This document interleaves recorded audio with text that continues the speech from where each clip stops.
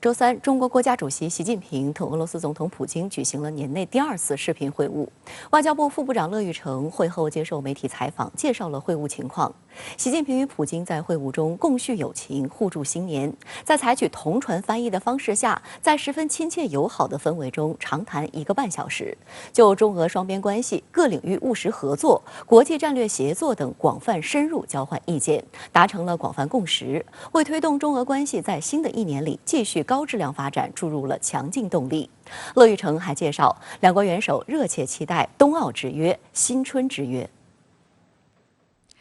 习近平在与普京的视频会晤中一开始就提到，这也是2013年以来我们的第37次会晤。习近平表示，世界百年变局和世界疫情交织影响，世界进入动荡变革期，中俄关系经受住各种风浪考验，展示出新的生机活力。我同总统先生通过多种方式就重大议题保持沟通和协调，共同为中俄关系把舵领航。外交部副部长乐玉成对记者介绍，这些年两国元首密集互动，一起坐高铁，一起看球赛，一起过生日，留下很多友好佳话，结下深厚个人友谊。他们每次会晤都能坦诚沟通，协调立场，达成共识。习近平主席和普京总统是名副其实的好朋友、老朋友、真朋友。观点报等俄罗斯媒体都注意到，习近平在视频会晤一开始就对普京亲切称呼“尊敬的普京总统，我的老朋友”，并在第一时间以此为题刊登报道。俄新社则发表专题文章，全面梳理2018年以来俄中领导人会晤情况，以及两国在各个领域交往和务实合作所取得的成果。中俄关系之所以达到今天的高度，关键靠的是两国元首的战略引领。中俄元首的这样的一个会晤，体现着中俄两国在背靠背协作关系上的这样的一个重要保障。那两国元首外交的这样的一个引领，也更加能够推动两国关系更好、更快、更稳地向前发展。那在这样的一个不稳定的一个局势下，两国关系能够以不变应万变，为这样一个纷繁复杂的世界这样的一个格局贡献出中俄力量、中俄声音以及中俄方案。会晤中，习近平对普京说：“再过1个多月，你即将访华并出席北京冬奥会开幕式，以实际行动展示对中方办会的支持。我对我们的冬奥之约十分期待，愿同你携手一起向未来，共同开启后疫情时期中俄关系崭新篇章。”普京表示，我期待很快访华并出席北京冬奥会开幕式。俄方一贯反对将体育政治化的图谋。今年是中俄战略协作深化之年，习近平表示，当前国际上某些势力打着民主人权的幌子，对中俄两国内政横加干涉，粗暴践踏国际法和公认的国际关系准则。中俄双方要开展更多联合行动，更加有效维护双方的安全利益。双方要加强在国际事务中的协调和配合，在全球治理上发出更加响亮的声音。有境外媒体注意到，中方对此次会晤报道的新闻稿中并没有出现美国和西方的字眼，但美国和西方近来高调宣扬俄罗斯和中国的所谓威胁，企图把俄中分别抹黑成乌克兰局势和台海局势的破坏力量，宣扬警惕俄中发动所谓入侵。同时，他们又施加更大军事和政治压力，试图迫使俄中从各自的核心国家利益上后退。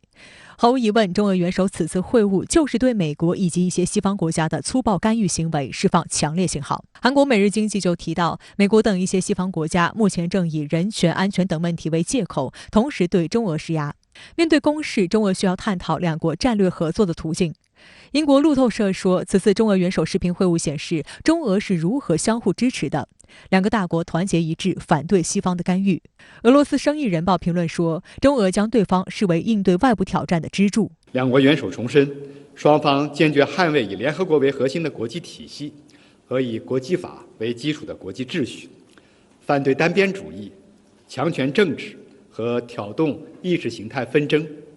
主张维护国际公平正义和推动国际关系民主化。针对中俄元首此次视频会晤，美国的一些媒体又泛酸。华盛顿邮报妄称，莫斯科、北京多年来一直在合作，对抗他们眼中的华盛顿的全球主导地位。纽约时报则声称，这次会晤是在关键时刻举行，拜登也许有民主联盟，但俄罗斯和中国仍然有彼此。对此，俄科学院世界经济和国际关系研究所专家洛马诺夫说，俄中在联合国机构和区域性组织中相互支持，正是为了防止发生地区对抗的悲剧。还有观点指出，中俄元首视频会晤给当前不稳定的国际形势注入战略稳定因素。美国不断的拉拢其他的国家来对抗中俄两国，不管是在中东欧还是在台海问题上，一直在搞小动作，以对抗和对立的一种形式，造成地区的紧张和危机的升级。那中俄两国此次的这样一个会晤，为世界地区稳定以及世界格局的再平衡贡献出一份力量。相关话题来连线特约评论员管瑶。管先生您好。中俄元首视频会晤成为国际媒体的关注焦点，俄媒特别强调中方支持俄罗斯要求西方安全保证的努力，您对此有何观察？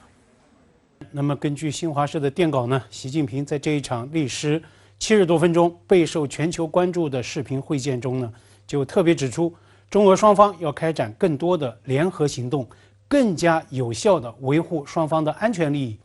外交部发言人汪文斌之前在吹风时就特别强调，中俄元首将在视频会晤中为明年双边关系做出顶层设计。那么，中俄海空军已经在今年进行的这个联合空中与联合海上战略巡航中，创下了多个第一次，是中俄战略互信持续深化、战略合作不断升级的标志性的成果。所以中国最高领导人口中的更多联合行动，引发外界高度关注与联想，也就不难理解了。俄罗斯官方通讯社塔斯社特别强调，中方支持俄罗斯要求西方安全保证的努力，也是这样一种逻辑。俄方要求的具有约束性的西方安全保证，主要集中于2点：其一，北约东扩必须止步，乌克兰不得加入；其二，美西方不得以军援为名，在乌克兰或者是其他和俄罗斯毗邻国家中部署中导，也就是中程以上战略导弹。但是在刚刚进行的美俄元首视频会晤中，拜登延续了此前的强硬表态，拒绝了俄方的要求。那么这也意味着美西方与俄罗斯近期围绕乌克兰问题的战略博弈还将会持续。昨天美国负责欧洲以及欧亚事务的助理国务卿卡伦·唐弗里德已经抵达莫斯科，来商讨乌克兰议题。那么俄方据称将会向他提交相关的安全动议。而这位助理国务卿他也在莫斯科向记者表示，美方将会与盟国以及伙伴国来商讨俄方的动议。那在这样一种背景之下，中方对俄罗斯核心安全利益的有力支持，显然是俄方极为看重的，也是俄方更加紧迫的一个战略需求。今天《纽约时报》的分析文章特别用了这样的一个醒目标题，说面对美方紧张与打压，中俄正在构筑统一战线。美报就认为，就现阶段来说，俄方面对的美西方压力更大。那么，普京在乌克兰问题上正在面临着高危时刻，英文所谓 high stakes moment。阿联酋罕见搁置了一项与美国的军购合约，总价值约合人民币1500亿元，其中还包括 F-35隐身战机。美国素来在对外军售上非常强势，这次为何被阿联酋打脸呢？阿联酋罕见对美态度强硬，也值得推敲，是对拜登中东政策的失望，还是一种砍价的谈判策略？据说美方还将这笔交易与华为5G 联系起来，更加凸显这笔政治交易的复杂性。美国企图用 F-35破坏中国与中东国家的关系，为何在阿联酋碰了一鼻子灰？来看看详细分析。路透社周二报道称，一名阿联酋官员当天证实，该国已通知美方暂停一笔总额价值230亿美元的军购谈判，包括50架 F-35A 隐形战机、18架 MQ-9B 死神武装无人机和一批价值100亿美元的先进弹药和军火。阿联酋在一份声明中表示，技术要求、主权操作限制和成本效益分析导致了这项交易的重新评估。简单来说，就是阿方不满美方不断加码附加在这份军售合约上的种种政治要求，包括美方不满阿方与中国关系不断深化等。美国有线电视新闻透露，美国政府附加的条件竟然包括要求阿联酋拆除该国所有的华为5G 设备。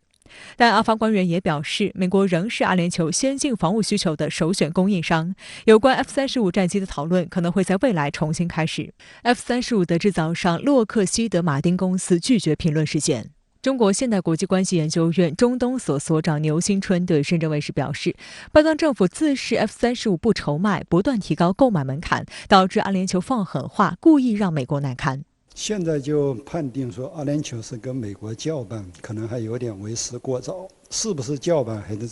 下来最近1、2个月看一看它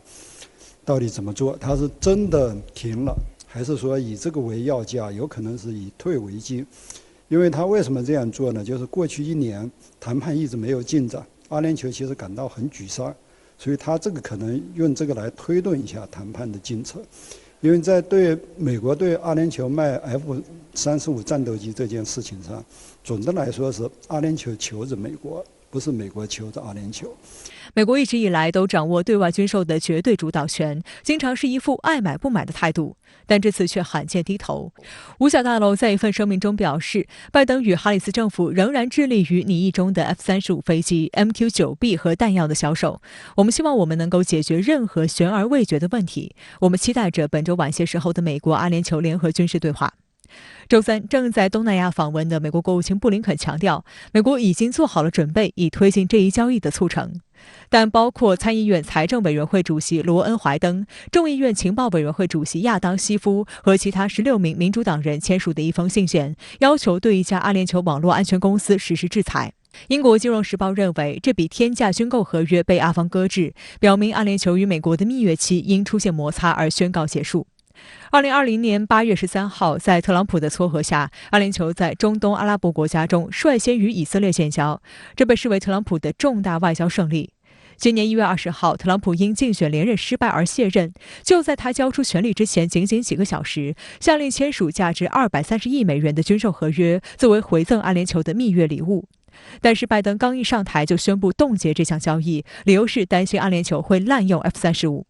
这笔交易也因此成为拜登中东政策的风向标。在不到1年的时间里，外界注意到这个风向标多次转向，成为美国在中东尴尬地位的象征。4月13号，美方宣布交易解冻。美国国务院发言人当时表示，拜登已经批准了对阿联酋出口 F-35的协议，并预计最早将在2025年交付。事后有媒体分析，拜登此举很可能是在为从阿富汗撤军提前稳住盟友阵脚。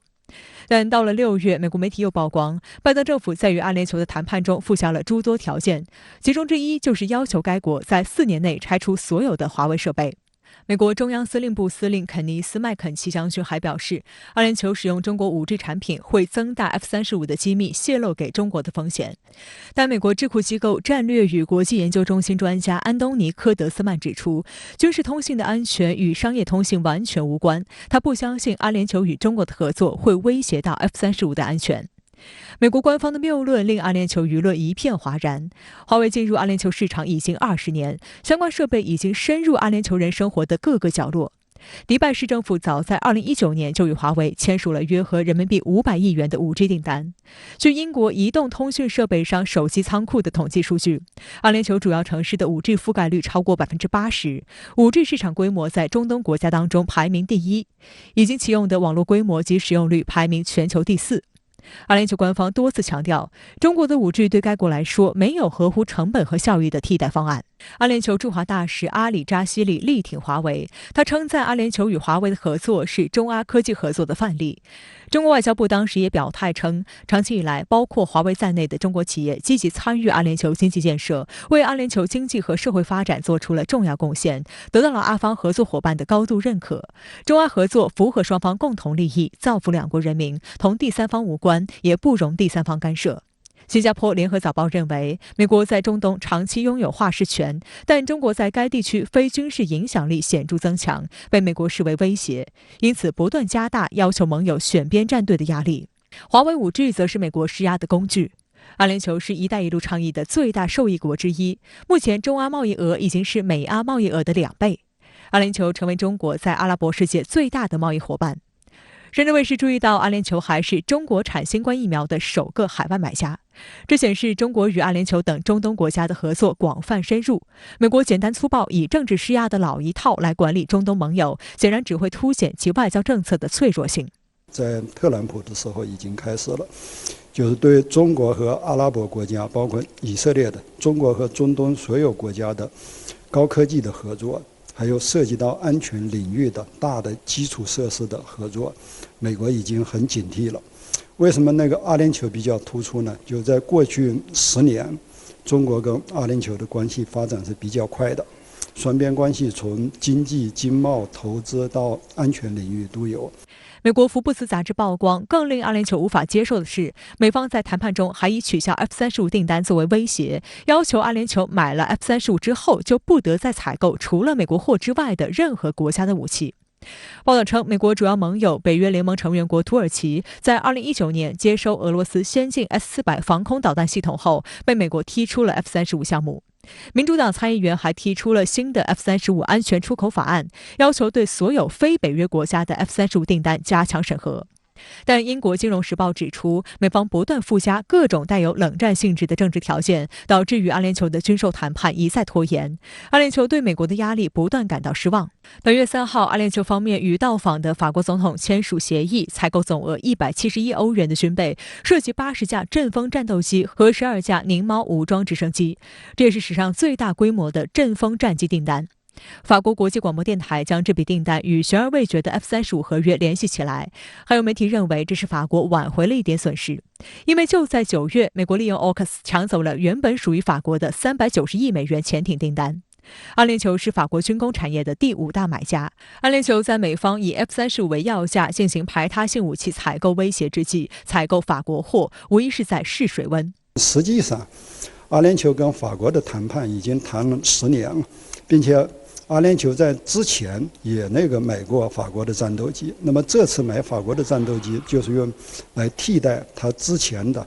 法国的战斗机太老旧了，要淘汰，所以买法国的战斗机实际上替代不了 F-35，但是它有一定的象征性意义，告诉美国人说，你要不给我卖，我也有别的。拜登政府制裁成瘾，当地时间周3又通过一项行政命令，制裁4家中国企业。据英媒报道，美国财政部当地时间周4或再将8家中国企业列入所谓军工复合体名单。美国商务部也预计将把20多家中国企业列入实体清单。美国国防部则提议加码对中芯国际的制裁。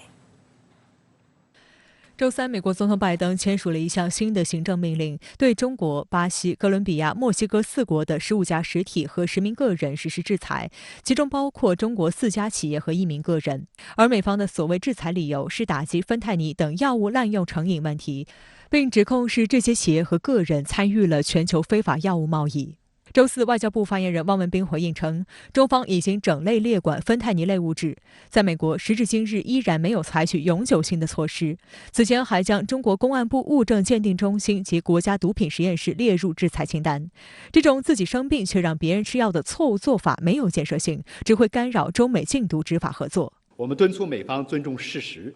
更多从自身查找芬太尼滥用问题的原因，客观公正评价中方所做的努力，而不是转嫁矛盾，归咎别国。周3，《金融时报》爆料称，美国财政部将于周4把8家中国企业列入所谓军工复合体名单，捏造的理由仍是所谓参与在新疆监视少数民族。被列入该名单的中国企业将无法获得美国投资者的投资。据悉，这8家中国企业包括无人机制造商、人工智能科技公司、服务器和高性能计算机制造商等。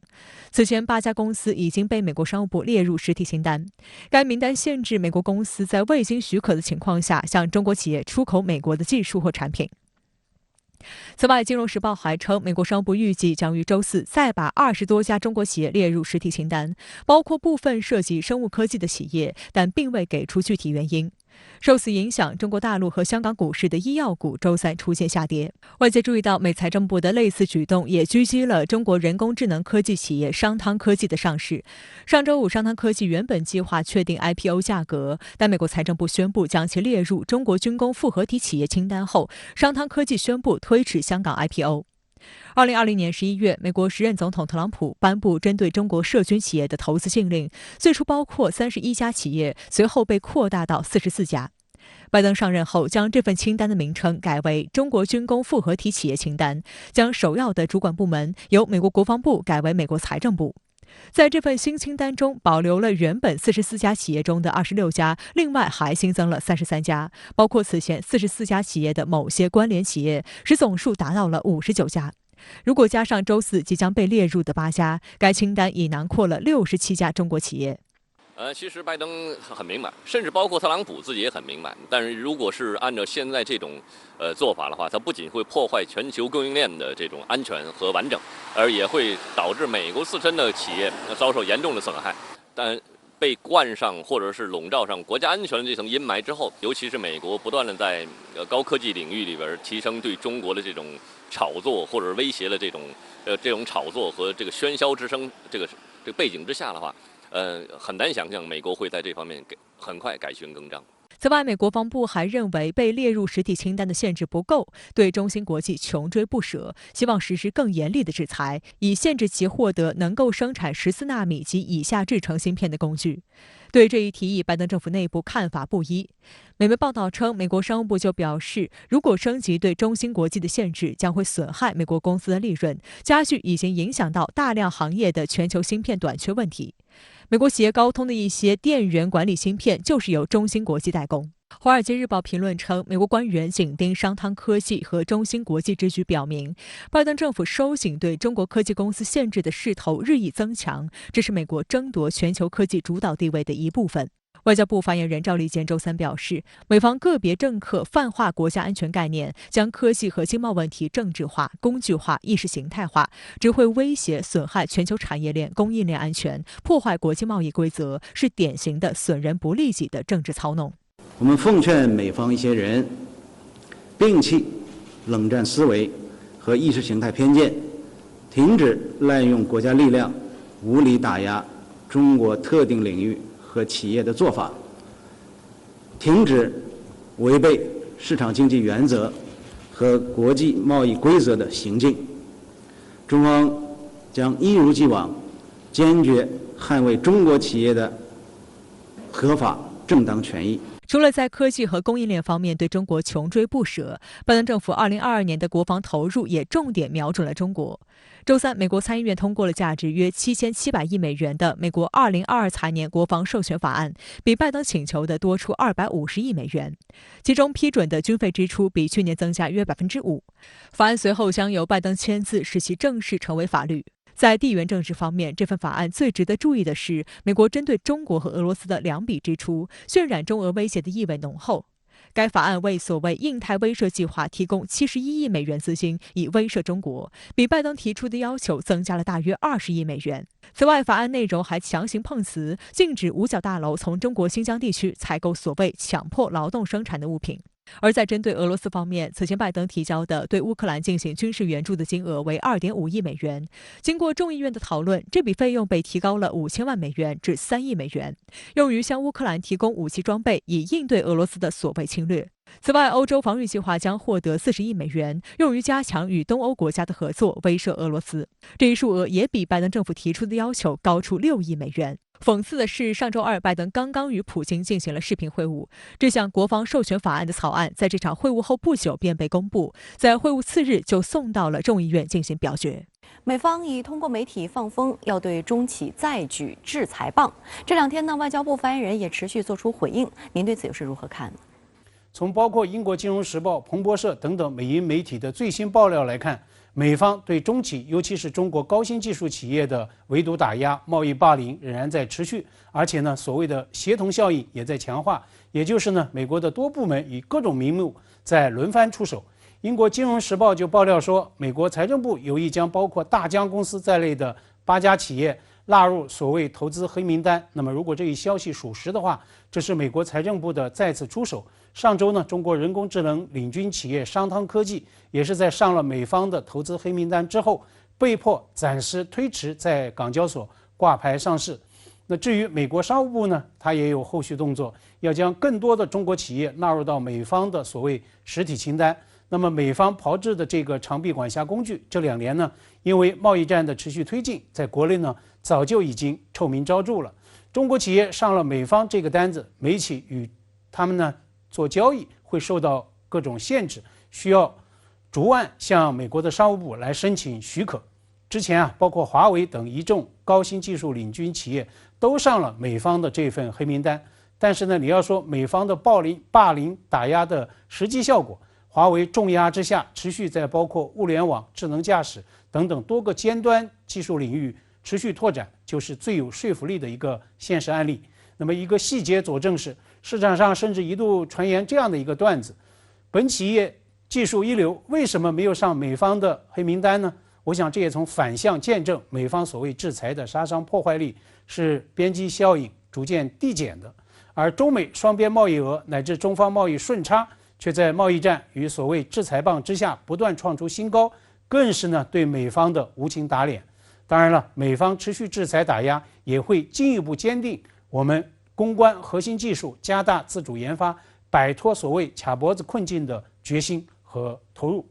随着美国副防长希克斯周二到访夏威夷美军印太司令部，美军一款应对中方的所谓最新软件评估工具曝光。外媒炒作这款软件工具可预测评估中方对中美战略摩擦的可能反应。您对此怎么看？我认为这是美军，特别是美军印太司令部炒作中国威胁论的又一个噱头，更是呢美军巧立名目向国会山争取国防预算的又一个花头。路透社昨天发自夏威夷的电稿也特别指出，说希克斯访问美军基地这一周，拜登政府规划的2023年预算案也正在成型。那么五角大楼正以打造一支可以阻遏中俄两国的强大军队作为名义，来全力争取更加庞大的国防预算。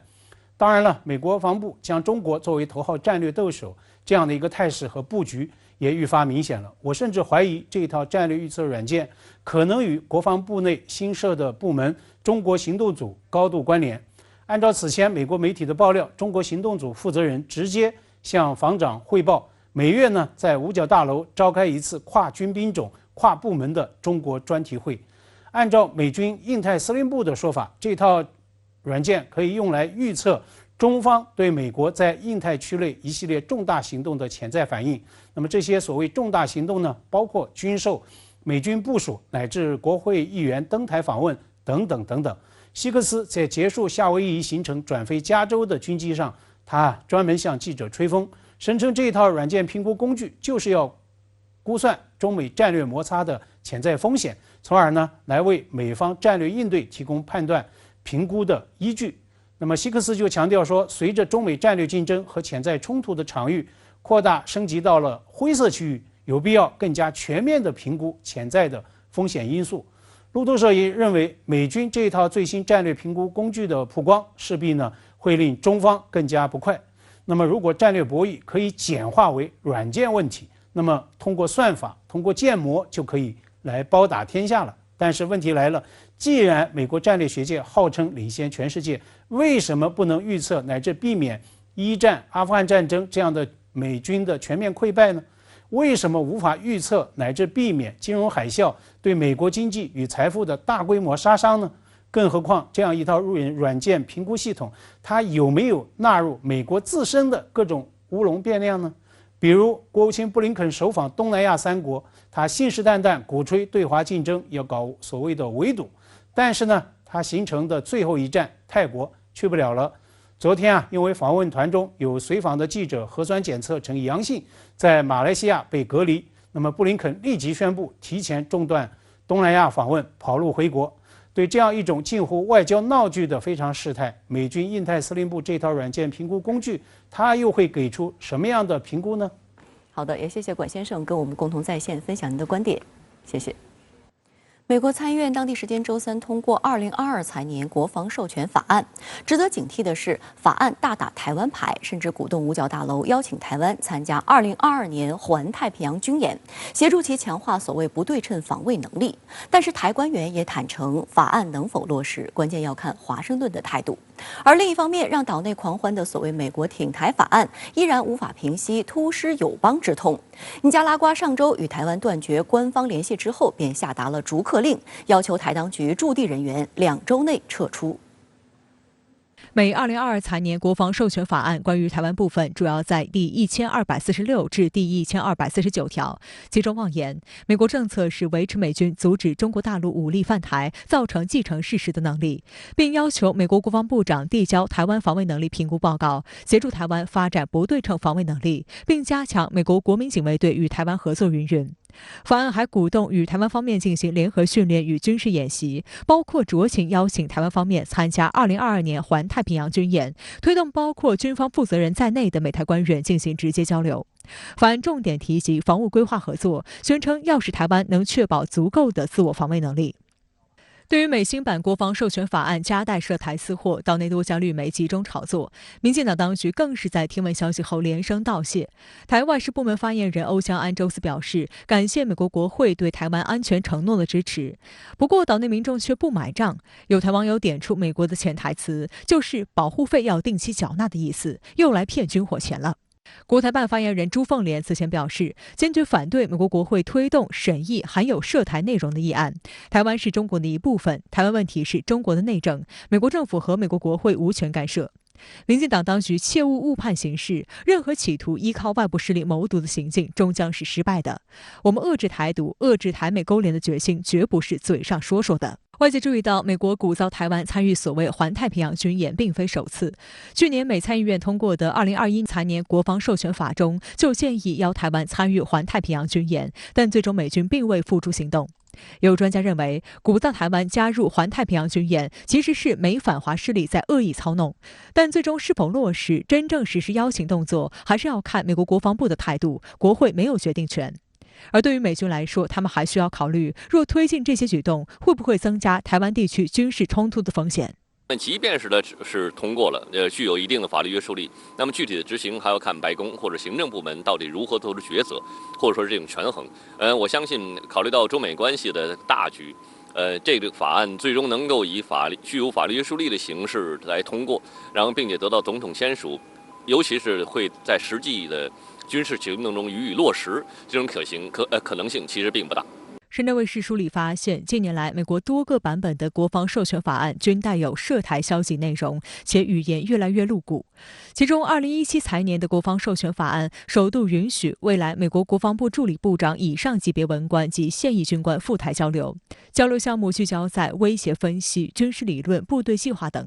2018财年最受关注的是强化美台防务的内容，包括邀请台方参加美国红旗军演及考虑重启美台军舰停靠的可能性和可行性等。消息传出后，遭到中方强烈谴责。中国驻美公使李克兴数次公开强调，如果美国军舰抵达台湾，中方就会启动反分裂国家法。他提到，美国军舰抵达高雄之日，就是解放军武力统一台湾之时。此后，美军舰始终未越雷池一步。2019财年美国国防授权法案中，国会意见仍大力支持对台军售、提升台湾防御能力等，但将原本参院版本所写美军应适当参加台湾军演，如年度汉光演习，改为推动美国和台湾地区进行实战训练与军事演习的机会。当时岛内绿媒报道称，检视2017-2018年的高层互访以及军舰互访等，法案中提到的内容大多尚未付诸执行。报道还引述台军官员表示，法案能否落实，还要看美国政府态度。由于台湾问题的敏感性，所以美国行政部门还是比较谨慎的。那么，国会议员经常会把一些要求提升美国对台军售，甚至出售进攻性武器，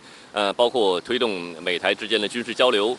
以及邀请台湾当局参加美国所主导的一些双边或者多边军事演习等等这些的条文塞进国防授权法案。那么这应该说是一种老把戏。那么它的一个核心宗旨就是继续提升美台军事交流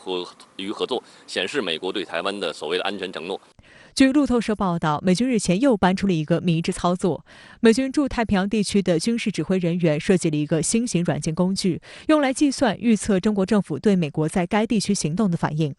这些行动可能包括美国在该地区的军售行为、由美国支持的军事动作、美国议员窜访台湾等。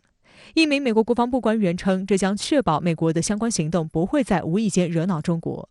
报道介绍，从2020年初开始的一系列数据都将作为该软件的分析基础。软件会对两国间的战略摩擦进行计算，以帮助美国政府提前评估未来4个月的行动计划。这个反映出他一种，就是他又想去继续的打这个冒险的这种牌，打这种就是推进一些激进的对华挑衅的政策。但同时也反映他是不想承担风险，他希望就是说用这种方式去其实是避免升级的，避免这个双方之间的一种不经意的擦枪走火呀。但是实际上就是迷信机器呢，我觉得反而是可能让这个这种更危险。感觉这个美国的这个政策制定者还是应该更多的去学习历史，然后学习常识。而不是说这个而不是太迷信机器。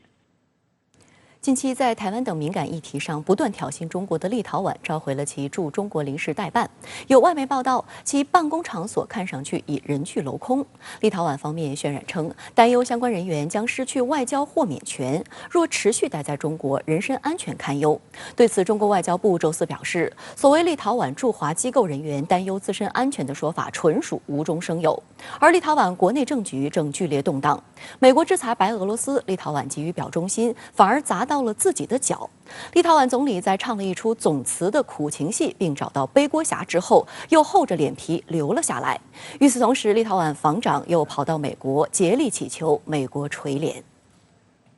立陶宛外交部周三表示，已召回驻中国临时代办回国述职，驻华大使馆的工作暂时远程运作。路透社报道称，19名立陶宛使馆人员及其家属已离开北京，飞往巴黎，理由是所谓的安全顾虑。曾经的立陶宛驻北京大使馆周三空无一人，敲门或打电话都没有人回应。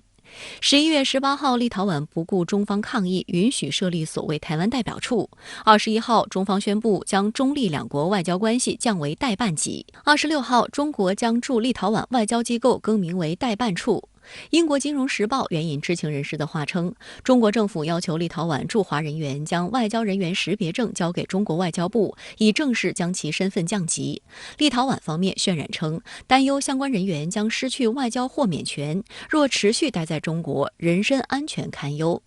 就立陶宛召回驻华临时代办一事，外交部发言人汪文斌周四回应道，针对立陶宛违反自身在中立建交公报中所做的政治承诺，公然制造一中一台的错误行径，中方已宣布将两国外交关系降为代办级，并正式召会立方，决定将中国驻立外交机构更名为中华人民共和国驻立陶宛共和国代办处，要求立方相应更改驻华外交机构称谓。所谓立陶宛驻华机构人员担忧自身安全，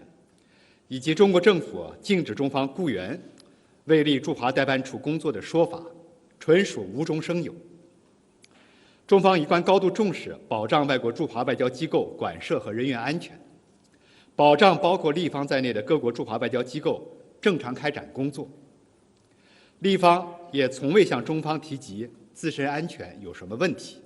立陶宛方面炒作子虚乌有的安全顾虑，试图吸引欧盟关注并施压中国。金融时报称，在被问及该问题是否值得来自欧盟的回应时，欧盟委员会发言人周三表示，立陶宛外交人员及其亲属回国是立陶宛当局的主权决定，他们自己决定什么最有利于其使团和工作人员。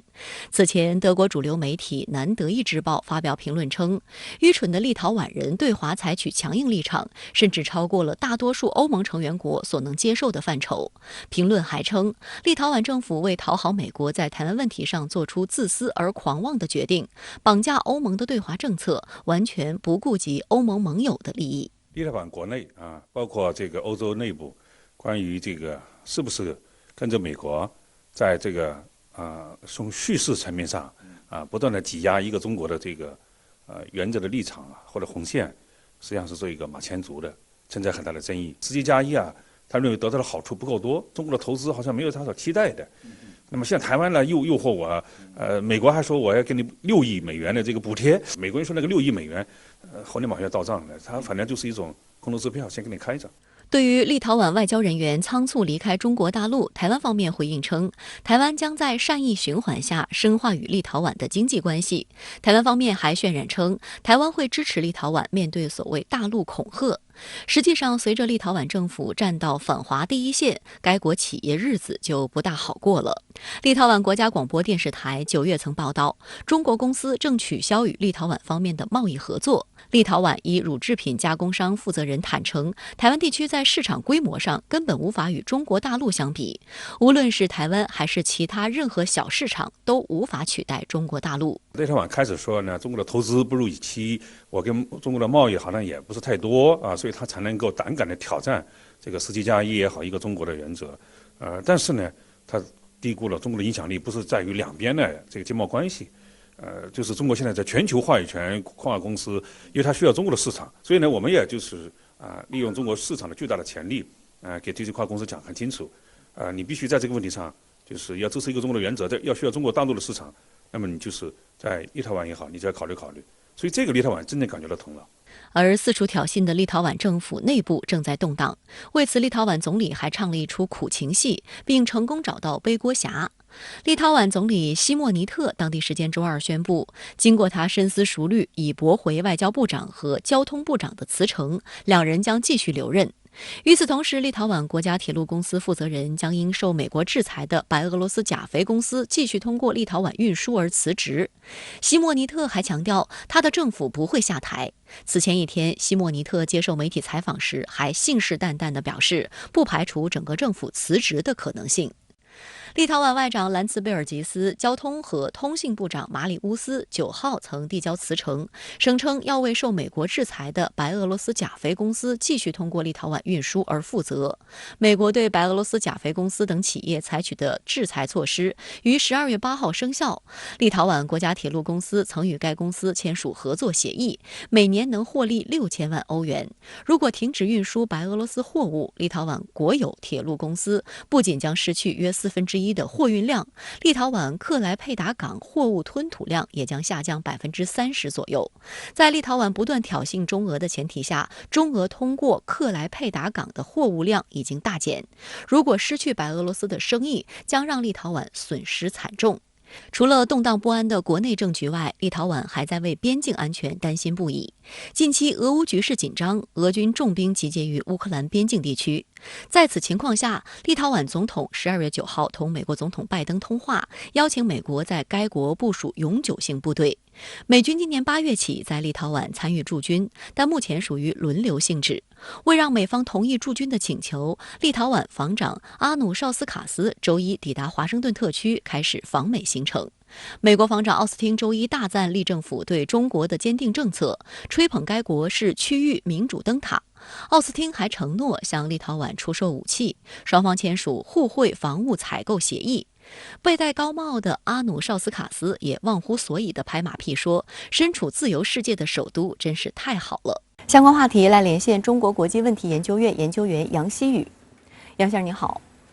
美国国会通过新一年度的国防授权法案，要求美国国防部长递交台湾防卫能力评估报告，协助台湾发展不对称防卫能力。您觉得这反映了美方在台湾问题上的哪些危险动向？首先呢，国会的这个授权法案呢，不仅严重的违反中美联合公报，特别是中美建交的联合公报，违反这个国际法的基本原则，而且呢，也违反美国现行的对中国的政策。到目前为止，美国对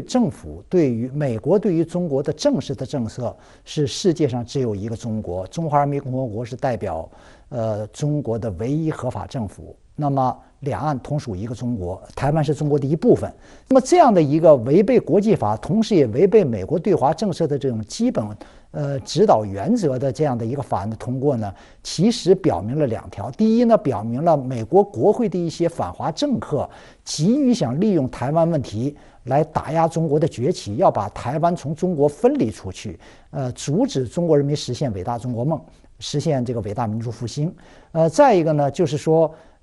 美国已经在没有对台湾有任何法律义务的情况下，已经开始通过立法呢，在增加美国对台的军事义务，表明了美国在台湾问题上有可能再度的这个军事冒险，有可能再度大规模的军事介入亚洲地区的这个国家的内战、内部冲突。我们都知道，1950年美国大规模的介入了朝鲜半岛的内战，上世纪60年代。特别是1965年开始，美国通过战争升级的办法，大规模的介入了越南的内战。这个不仅给朝鲜半岛的人民以及给越南人民带来了深重的灾难和生灵的涂炭，其实也给美国带来了巨大的损失和生命的损失。那么现在呢？美国不忘记历史教训，再次想重蹈覆辙，就是说玩弄所谓用亚洲人打亚洲人，结果到头来自己也损兵折将。这样的这个历史教训不去汲取，依然在对着中国采取冒险的政策。我想呢，这个不仅将加剧中美关系，而且也会给这个亚洲地区的和平稳定，特别是台海地区的和平稳定，带来越来越大的这种战略不稳定因素。立陶宛召回驻华临时代办，路透社却引述所谓消息人士的话称，19名立陶宛使馆人员及其家属离开北京是因为所谓的安全顾虑。这种说法靠谱吗？这件事情呢，明显的就是一个立陶宛政府在自己导演的、自己编写、自己导演、自己演出的一个政治闹剧。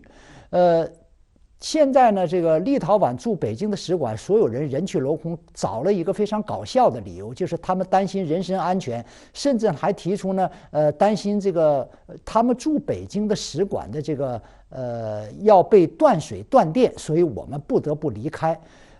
这种非常滑稽而且是非常低劣的这种借口呢，恰恰反映出立陶宛当局搞这场闹剧是要摆脱自己的困境。这里面有个背景，就是目前立陶宛国内呢正在发生一场政治动荡、政治危机。目前包括外交部长在内2个部长已经辞职，而且政府总理也公开表态说，弄不好我们整个的政府都得辞职。原因呢很搞笑，就是当立陶宛向美国送了投名状，这个充当美国挺台独的马前卒，这个踩了这个中立关系的红线之后呢，美国不仅没有奖励立陶宛，反而呢进一步的就是要制裁立陶宛与白俄罗斯有这个交易关系的这个企业。因此呢，在立陶宛国内呢，实际上就引起了强烈的反弹，就是说美国的这种长臂管辖管到了这个立陶宛，但是立陶宛刚刚为美国出了力，却遭到了美国的背后又来一刀。这个是目前立陶宛国内局势出现动荡的一个非常深层次的原因。这种原因之下，立陶宛当局不思悔过，反而变本加厉，要转移矛盾，就利用这个中国跟立陶宛的这种外交关系的紧张态势，进一步的炒作。往地下一躺就开始闹起来，就是说啊，我现在人身受到威胁了，我现在要断水断电了，利用这种滑稽的、搞笑的这种借口，开始呢要